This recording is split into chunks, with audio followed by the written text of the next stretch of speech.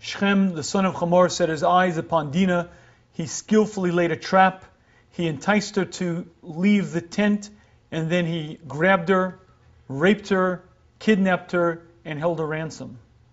He sent word back to the Bnei Yakov that he wished to marry their sister. The sons of Yaakov were aghast by the audacity. Lo yasa zos b'Yisrael, this type of thing is not done.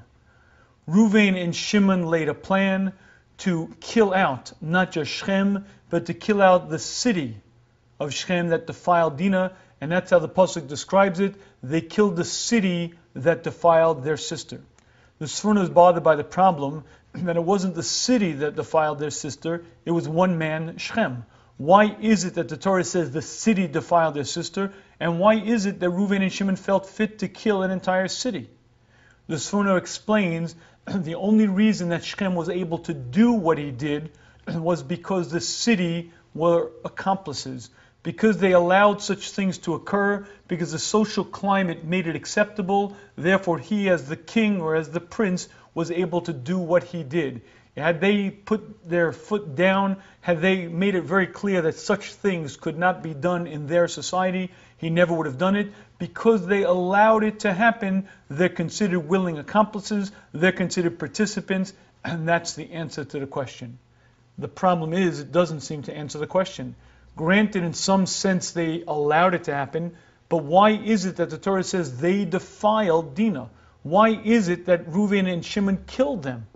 It doesn't sound like they were actually involved participants in the activity. One man did it. They may have been somehow involved in the sense that they allowed it to happen, but they surely didn't do it. Why is it called the city that defiled Dina? And I believe the answer to this is based on understanding what it means to be an accomplice. In 1944, there were 500,000 Jews living in Hungary. In one day, almost the entire Hungarian population was gathered. Within 11 days, they were shipped out to Auschwitz, and very shortly thereafter, within 4 or 5 months, almost the entire Hungarian Jewry was destroyed. Now, imagining for a minute that you're a young Nazi train operator. You're about 18 years old, maybe 19 years old. You've grown up in Nazi Germany. Since the time you're a little fellow, Hitler Youth has been indoctrinating you in the fact that the Fuhrer is the salvation of the nation. That's all you've heard. You certainly didn't kill a Jew. All you did was make sure that the trains operated on time, make sure that the cargo, whatever it may be, ended up where it should be. Are you responsible? Are you a participant in the murder of those people? If you remember the claim at Nuremberg, every German just said the words, "I was merely following orders." What the Torah is revealing to us is that if you are the background, but that background allows the murder to happen, you are a participant in that murder. The German who allowed the trains to be on time, the one who made sure that the switches were pulled exactly so that the human cargo should end up in their destination, is a participant in the murder of those people as everyone else was. Because without you it wouldn't have happened. You're only a cog in the wheel, but if that wheel is a wheel that murders humanity, you are a cog in a killing machine, and you are a killer as well.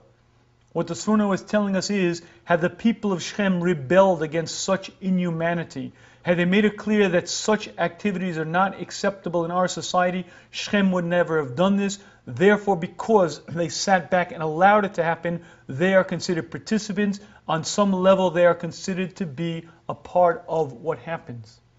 I believe there is a very real message to us in our day and age from this.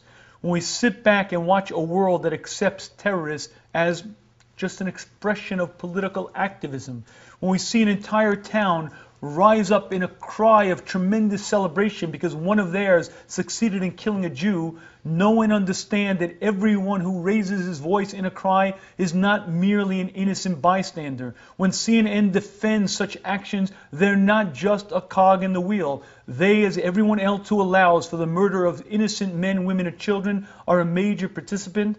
And what the Sforno is letting us know is, there's no such thing as I was just sitting by. if you sit by and witness murder, if you're part of a society that stands and allows that to happen, you are held accountable, you are held responsible. The city was the one that defiled Dina because of their inactivity. Because of their inaction, they allowed it to happen. Therefore, they are considered murderers. That's why Reuven and Shimon killed him. And Yaakov's complaint afterwards wasn't that Reuven and Shimon were wrong.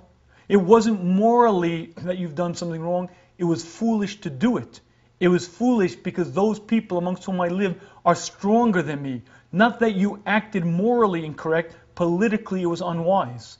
Understanding this allows us to understand the Torah's viewpoint on responsibility and allows us to understand what it means to be an innocent or not such an innocent bystander.